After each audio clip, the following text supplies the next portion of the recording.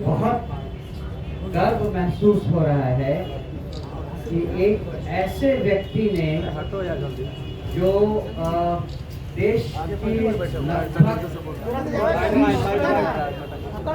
स्तर पर आकर देश की रक्षा में अपना योगदान दिया है, उनको मैं आपसे इंट्रोड्यूस करवा रहा हूँ। ये एक ऐसे शख्स हैं जिन्होंने सन ऑफ द सॉइल की तरह धरती से अपनी प्रारंभिक शिक्षा आरंभ की और गांव में ही हायर सेकेंडरी स्कूल के बाद आगे की पढ़ाई जारी की।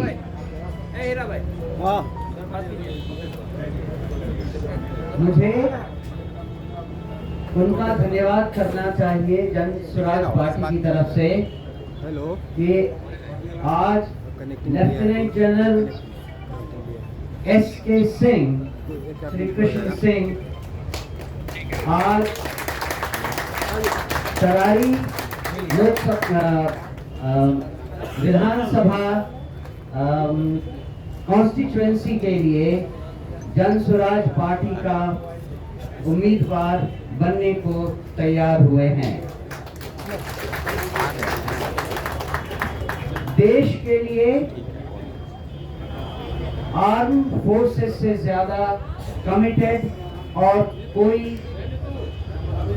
नजर नहीं आता और लेफ्टिनेंट जनरल एस.के. सिंह ने as vice chief of army staff of Indian army के पद से होते हुए अपना कार्यभार समाप्त किया था। हमें इस बात से बेहद खुशी है कि उन्होंने तरारी कॉन्स्टिट्यूएंसी को रिप्रेजेंट करना स्वीकार किया है। मैं उनसे रिक्वेस्ट करूंगा कि वो दो शब्द अपने बारे में कहें। Lieutenant general S K. सिंह।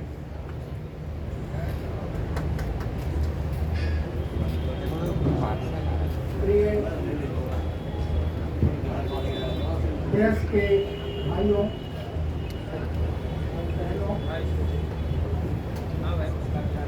कुछ दिन पहले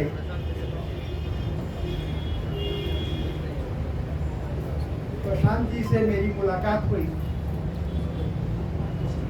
और जिस तरह से ये काम बिहार में कर रहे हैं, हर बिहारी उसको फॉलो कर रहा है और मैं भी बहुत ज़्यादा इम्प्रेस था उनसे। ये और उनकी टीम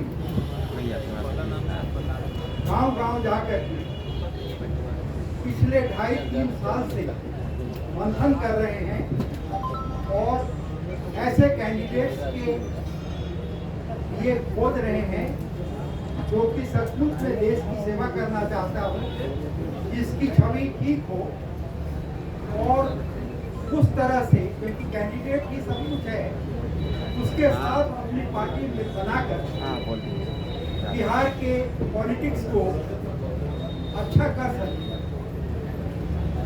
ये जो उनका संकल्प और साधना है, ये मेरे को बहुत अच्छा लगा और दिल को भा गया और दिल से मैं उनके हर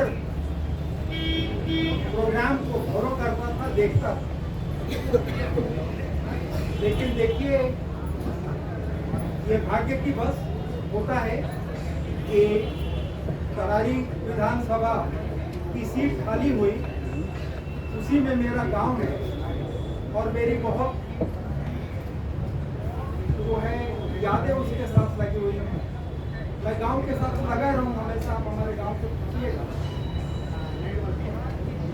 शुरू में मेरी परवरिश एक साधारण परिवार में, किसान के परिवार में, मेरे पिताजी किसान, वहाँ पर मैंने प्राइमरी स्कूल किया और हाई स्कूल त्रिपुरा में गए जहाँ मेरे चाचा जी टीचर थे। वहाँ से मेरा सिलेक्शन हो गया राष्ट्रीय इंडियन मिलिट्री कॉलेज देहरादून के लिए यहाँ से एक ही सीट होता था। हम तो ट्रेन वगैरह कहीं नहीं बैठे थे, सीधे पूरा से पहुँच के देहरादून। माइक पास कर ले सर।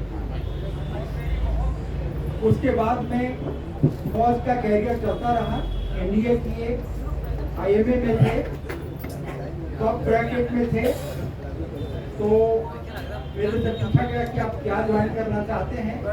उस समय मैं बहुत प्रभावित था फील्ड मार्शल मानेकशॉ से। तो मैंने फील्ड मार्शल मानेकशॉ की रेजिमेंट 8 कोठा रेजिमेंट ज्वाइन किया और as a second lieutenant Delhi में जब मैं पोस्ट हुआ तो उनसे मिलने का मौका मिला। वो मेरे आइडियल बने रहे। और आगे की कहानी कहने से पहले मैं बता देता चाहता कि जब वो 2008 में उनका देहांत हुआ तो मैं उनके साथ संचार में, और वो हमारे रेजिमेंट के पहले कर्नल ऑफ द रेजिमेंट होते हैं, कर्नल सादर दिगर, और मैं 8वां कर्नल ऑफ द रेजिमेंट था। जिनके हाथों में उन्होंने दम दिया तो मेरा लगाव उनके साथ हमेशा लगा। फिर उसी बटालियन को मैंने कमांड किया। इंडियन आर्मी के जो लोग जानते हैं सबसे कठिन इलाका होता है सियाचिन ब्रिगेड। मेरे को सियाचिन ब्रिगेड कमांड दिया गया सबसे ज़्यादा टेन्योर के टाइम के लिए। उसके बाद मैंने कोड़ा डिवीजन में कमांड किया जहाँ पर कि 2005 में अर्थक्वेक आया था। वहाँ का पूरा रिहैबिलिटेशन करवाया। जनरल सिन्हा जो होते थे उस समय गवर्नर होते थे और मेरे को वहाँ के अति विशिष्ट सेवा मेडल से सम्मानित किया गया। उसके बाद में मैं उसी रैंक में पूना गया सदर्न कमांड में, जहाँ पर कि मिलिट्री वर्ल्ड गेम्स किया जा रहा था पहली बार। उसका पूरा संचालन मेरे हाथों में था और बहुत अच्छा प्रेज हुआ। उसके बाद में मैंने देखा जो कि हमारे इंडियन आर्मी का सबसे कठिन और सबसे बड़ा कोर है, उसका कमांड लिया है। उस समय चाइनीज का जो इंटर कोर रहा था उसके लिए पूरा आर्मर्ड रेजिमेंट्स और टैंक्स उस समय मेरे को मैं अपना श्रेय ले सकता हूँ कि मैंने उनको इलेक्ट कराया। वहीं पर वो जो बॉर्डर के जो बना हुआ डिफेंसेस और इंफ्रास्ट्रक्चर बन रहे हैं तो उस समय स्टार्ट किया गया, जबकि अब बहुत अच्छे क्वालिटी के हो गए। उसके बाद मैं आर्मी कमांडर बनकर के जयपुर में गया। जयपुर में 1 साल काटने के बाद में मेरे को दिल्ली में वाइस चीफ के तौर पर चुना गया। वाइस चीफ के तौर पर जब मैं था तो उस समय उत्तराखंड का जो त्रासदी हुई थी उसका पूरा ऑपरेशनल कंट्रोल मैं ऑफिसर से किया। और उसके बाद जब मैं रिटायर किया 2013 के अंत में, एक दिन भी गैप नहीं था मेरे लिए।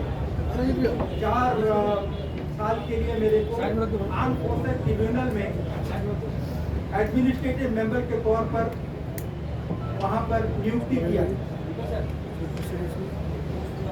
अब जब मेरा पूरा 41 साल फौज की नौकरी, 4 साल जज की नौकरी, ये सब पूरा होने के बाद जब मैंने पीछे देखा तो मैंने कहा कि अपना मैंने फर्स्ट इनिंग्स जितना हो सकता था देश की सेवा में लगा। अब सेकेंड इनिंग्स में मेरे को अपने गांव की तरफ जाना है। तो मेरा जब प्रशांत जी ने ये प्रपोजल दिया तो मेरे को लगा कि अब मैं इसी के लिए देख रहा हूँ कि जो बचा खुचा समय है वो वापस अपने समाज को देने में बिताऊं। तो जब मैंने अपने गांव से पूछा तो गांव में बहुत उत्साहित हुए लोग, सब लेडीज वगैरह पूरा घर भर गए। सबका यही था कि बबुआ पूजा हमने के लाइफ अच्छा करो।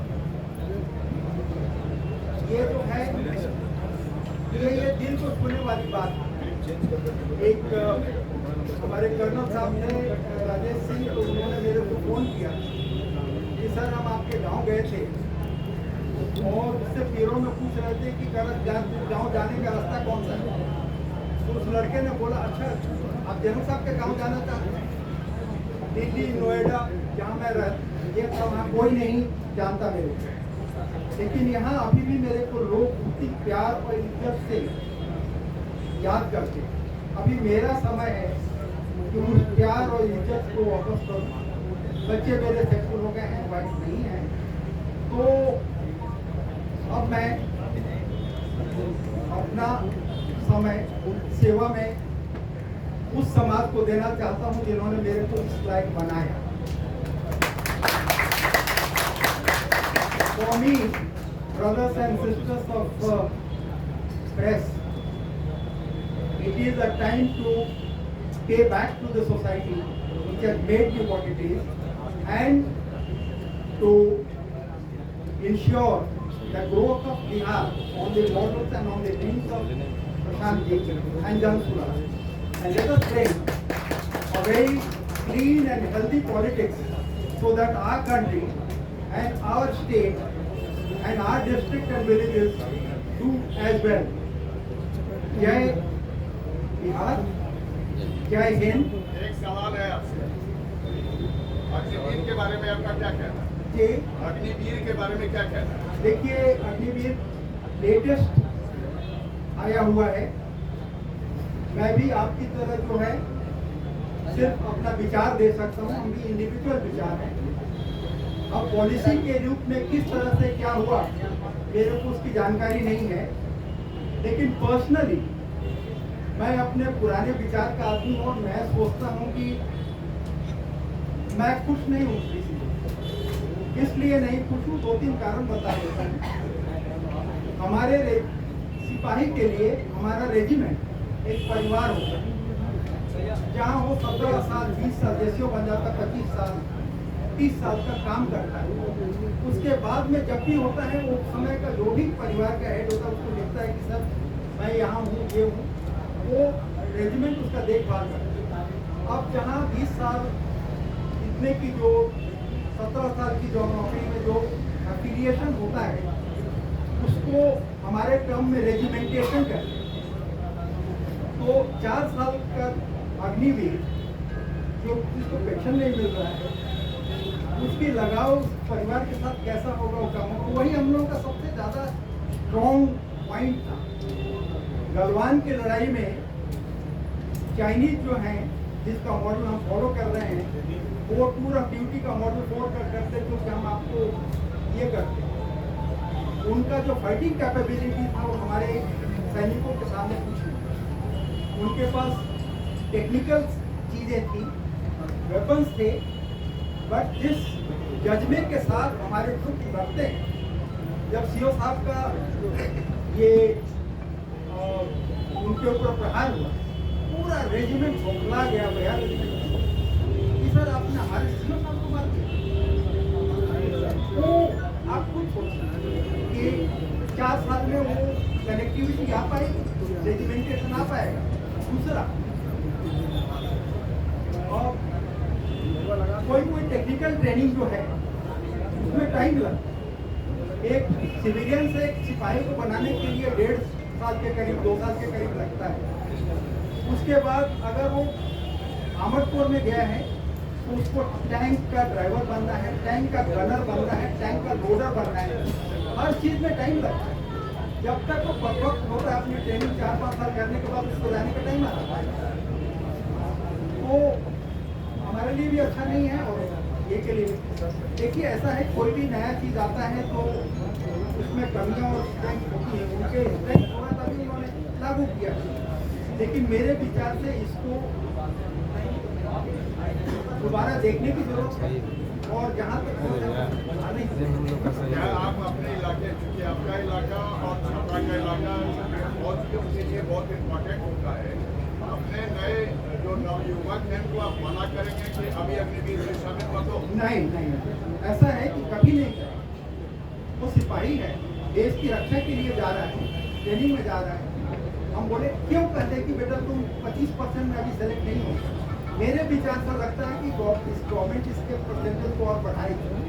दूसरा ये गवर्नमेंट का स्कीम है और पुराने हरियाणा वाले जो बोल रहे हैं अभी के लिए इसको फेल नहीं होना, कोई भी अग्निवीर बेकार नहीं होगा, उसको कुछ ना कुछ नौकरी मिलेगी।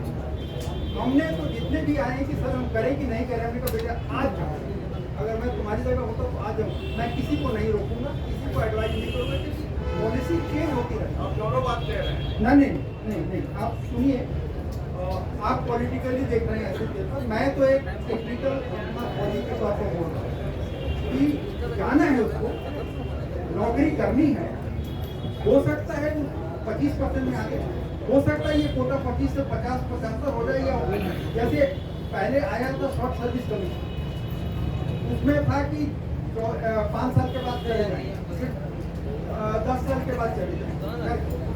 अभी 90% शॉर्ट सर्विस कमीशन डॉक्टर को परमानेंट मिल जाता है। अभी हम क्यों उसको जाने देना है, लेकिन हमारा सरकार से यही प्रार्थना है कि इसको फिर से देखभाल करें, एक कमेटी बनाए और इसको इम्प्रूव करने की कोशिश करें।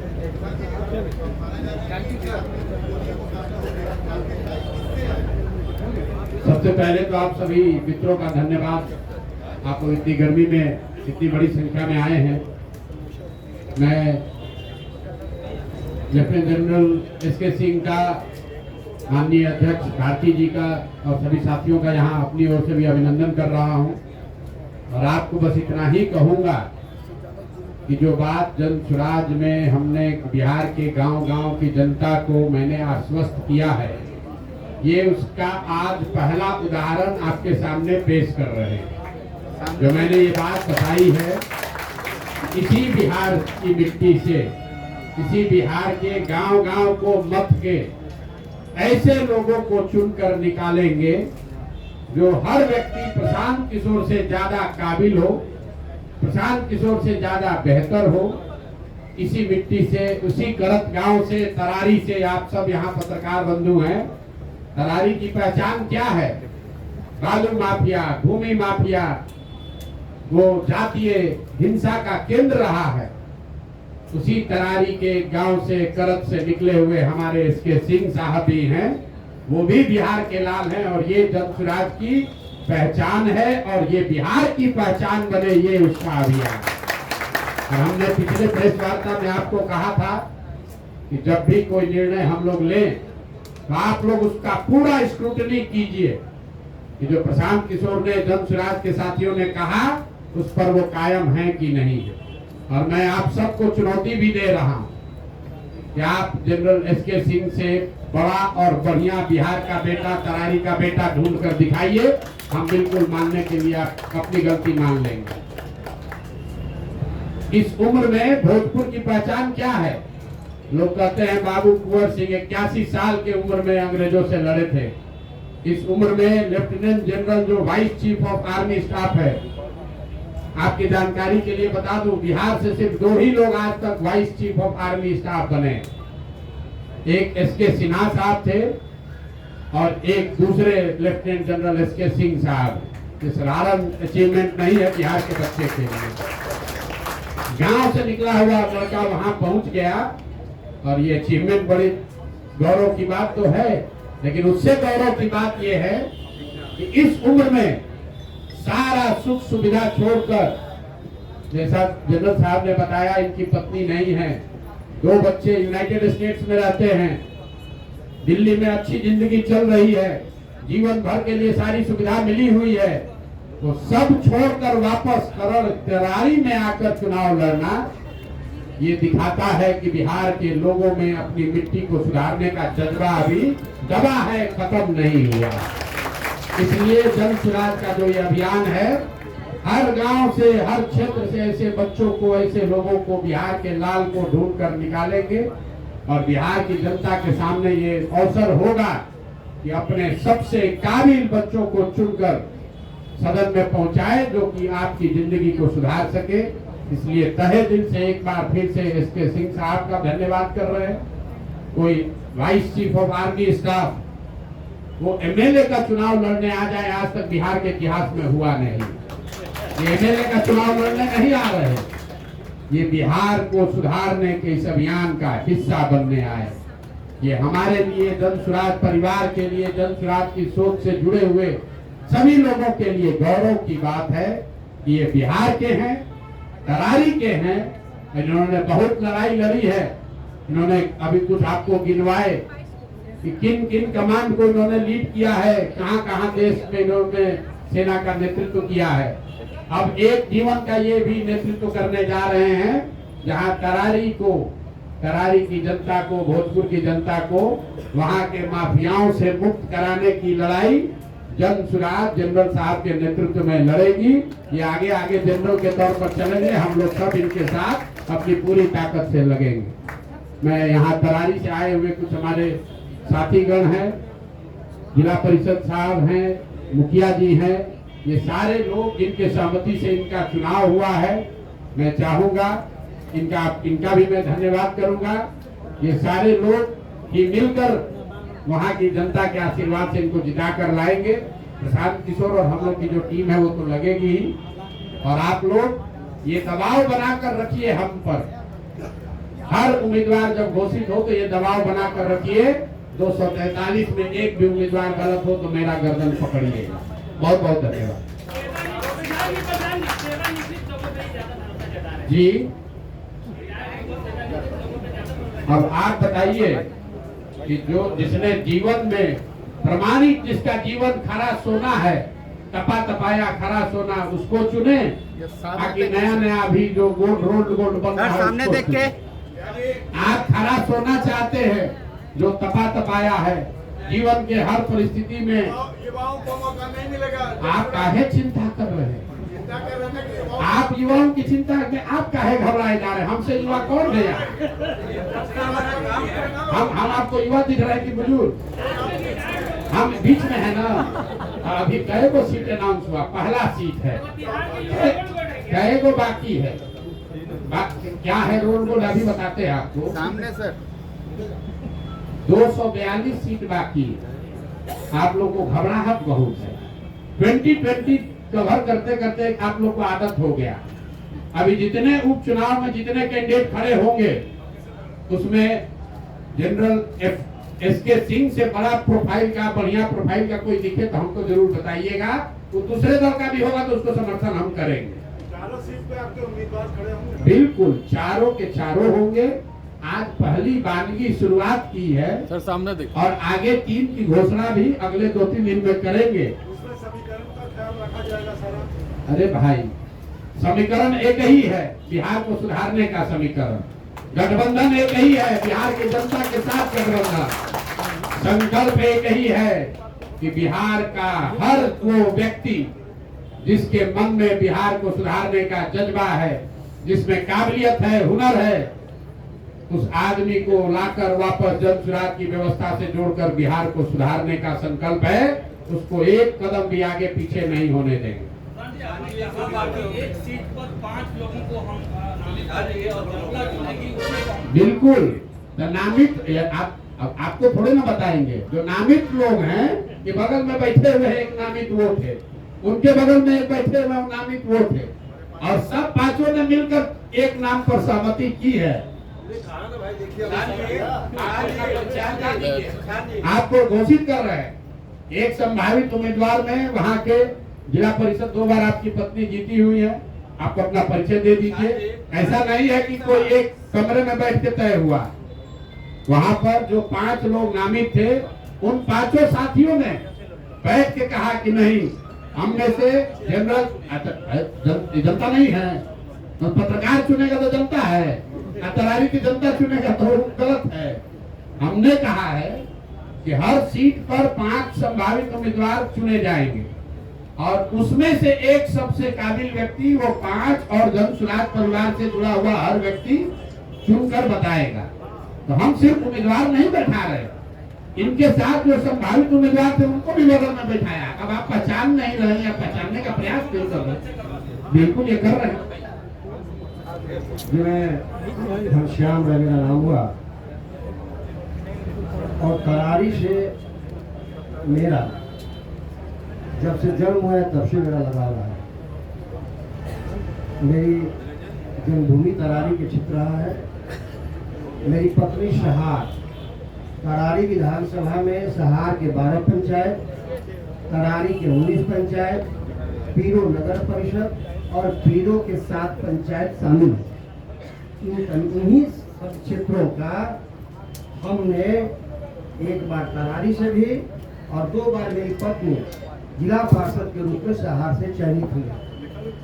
और इनका नारा है बदलो बिहार, मेरा उस वक्त का नारा था बदलो सहार, और हमने बदला सहार को। और इस सहार से बालू बलि, बाहु बलि, धन बलि, ये तमाम बलियों का समीकरण अपने हिसाब से जिस तरीके से ये रणनीतिकार है बिहार के लिए, हमने भी सहार के लिए वो रणनीतिकार बन करके अपनी पत्नी को 2 बार जिला पार्षद बनाया।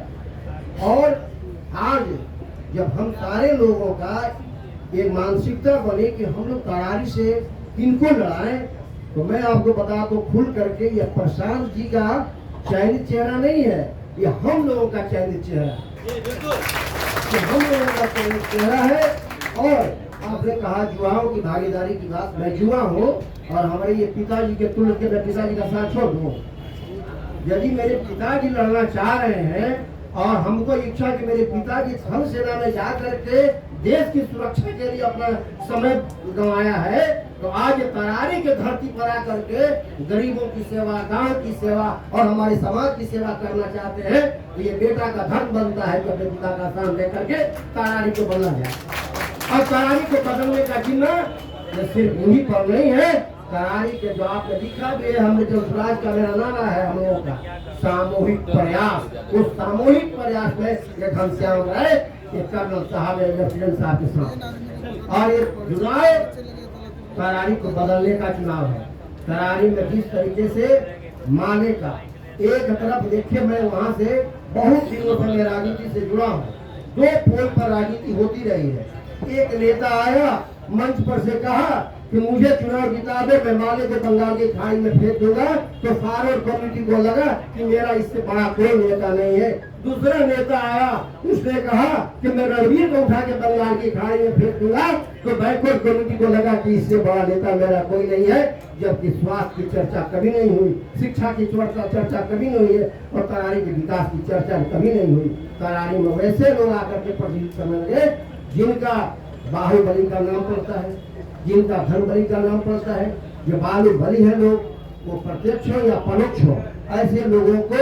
और एक नया चीज आपको यही बता दूं करारी के लिए, करारी में अब बंद सवार नहीं चलने दिया जाएगा। और हम लोग किसी भी कीमत पर, हम ये भी नहीं है कि जाति और धर्म की बात वहाँ होती है, वहाँ मानवता की बात होती है। हम लोग हिम्मत होकर के तमाम लोगों के परिवर्तन की बात, सहार को बदलने की बात, करारी को बदलने की बात, पीरों को बदलने की बात, और ये सब बदल करके हम लोग आपको एक अच्छा रिजल्ट देंगे। आपके सामने वो रिजल्ट आएगा और हम पूरी दावा के साथ कहते हैं कि हम मजबूत स्थिति में लेफ्टिनेंट साहब को रखेंगे।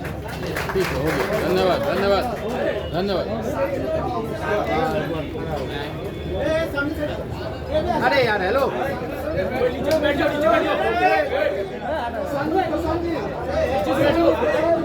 कहा रंजीत बोले कि डिस्टर्ब नहीं करेंगे। बैठ जाए यार, हेलो एक बार और सर, एक बार और सर।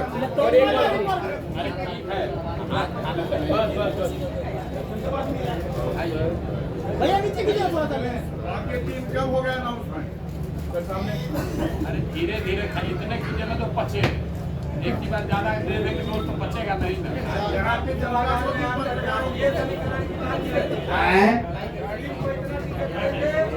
तो चारों घोषित तो होने दो भैया, समीकरण कौन बनाओगे तो चारों घोषित होगा। जी जी, किसके लिए क्या सवाल उठा रहे हैं?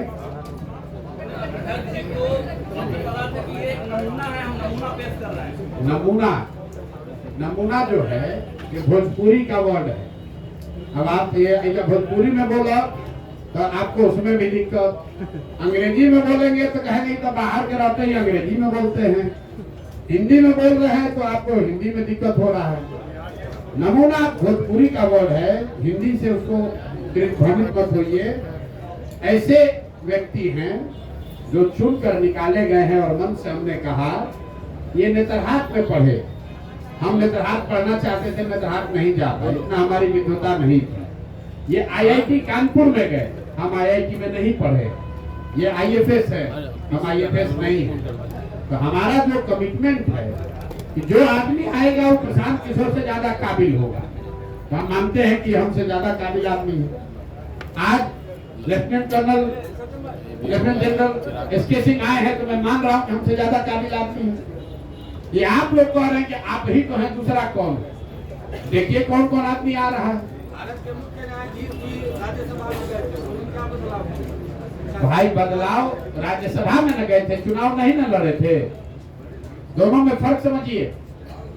बिहार का एक बेटा ये चाहते तो ये राज्यसभा जा सकते हैं, प्रशांत किशोर राज्यसभा जा सकते हैं, आपको मालूम है। लेकिन हम लोग राज्यसभा छोड़कर यहाँ पर आकर अपनी मिट्टी का कर्ज अदा करने के लिए लड़ रहे हैं, ये फर्क है। एसके सिंह साहब ने कोई सरकारी पद लेकर अपना जीवन बिता सकते थे, जरूरत क्या है, एक बार बन गए तो सारी सुविधा उसको मिलती है।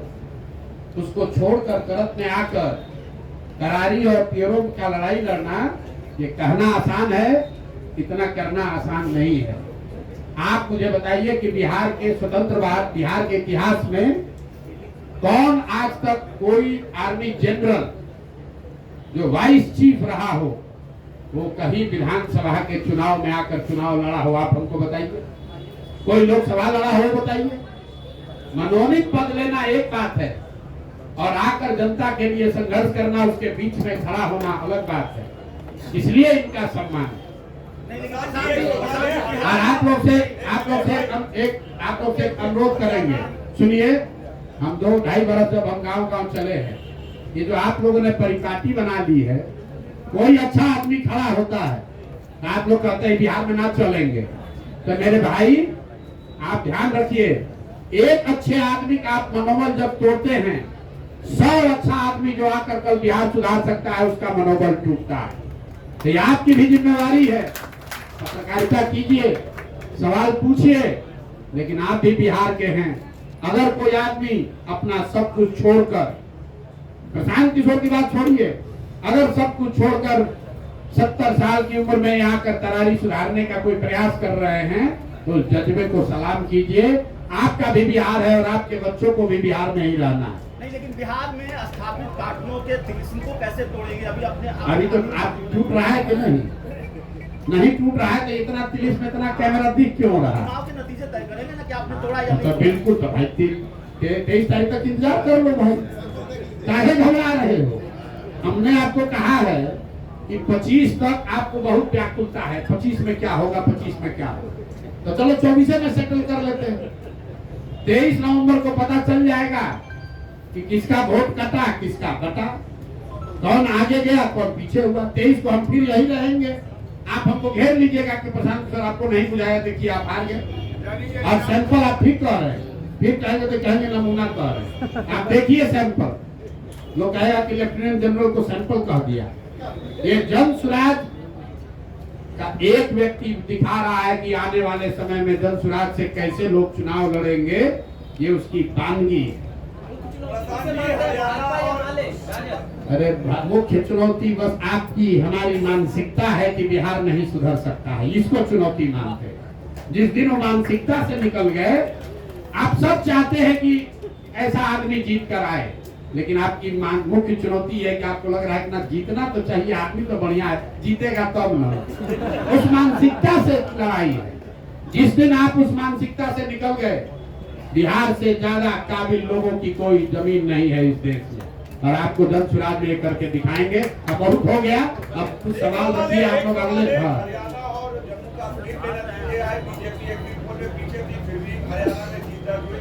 महाराष्ट्र और झारखंड में भी चुनाव है, क्या भविष्य आप बीजेपी का देख रहे हैं? हम भविष्य बीजेपी का अंधकार में देख रहे हैं। बिहार में बीजेपी का भविष्य अंधकारमय है। देखिए तरारी से, देखिए क्यों अंधकार में।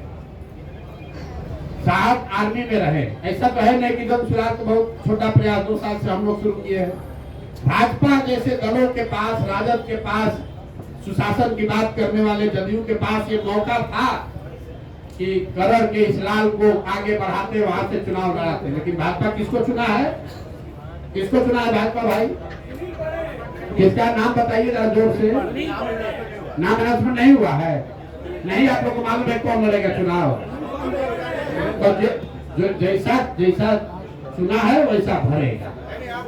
तो आप ऐसा है, हम भाजपा का हम थोड़े टिकट जारी करते हैं भाई। वहां से कौन लड़ता रहा है वो आपको मालूम है। उन लोगों को देख लीजिए और जनसुराज जिसको लड़ा रहा है उसको देख लीजिए। जीत हाथ छोड़िए। जनसुराज जिसको तरारी से लड़ा रहा है और भाजपा जिसको लड़ा रही है, लड़ाने की चर्चा कर रही है, दोनों का भविष्य, दोनों में जो अंतर है वही जनसुराज के उजाले और भाजपा के अंधियारे में फर्क है।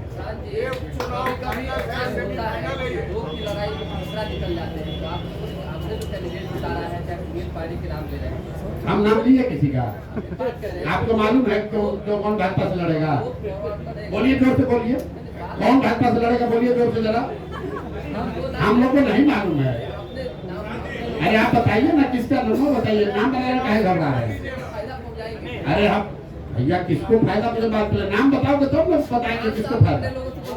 हम कहाँ बोलवा रहे हैं भाई? भाजपा ने आप लोगों से के माध्यम से खबर हुआ कि भाजपा ने अभी उम्मीदवार घोषित नहीं किया है, लेकिन मैं जानता हूं कि इनकी कितनी कुव्वत है। ये जाति, धर्म और जातीय हिंसा, माफिया, चुनाव विनेबिलिटी के नाम पर गलत लोगों को टिकट देने से आगे बढ़ नहीं सकते हैं। वैसे ही किसी गलत आदमी को टिकट देंगे। हम लोग चुनाव हारे या जीते, गलत आदमी को टिकट नहीं देंगे।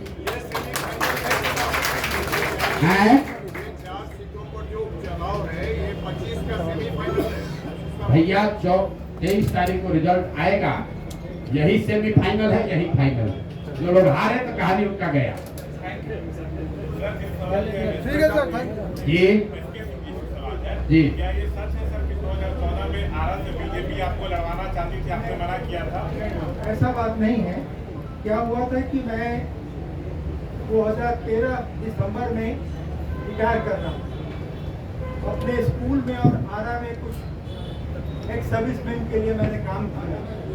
तो उस समय मेरा पॉपुलैरिटी पीक पर, सब लोगों ने सोचा कि मैं पॉलिटिक्स में आऊँ।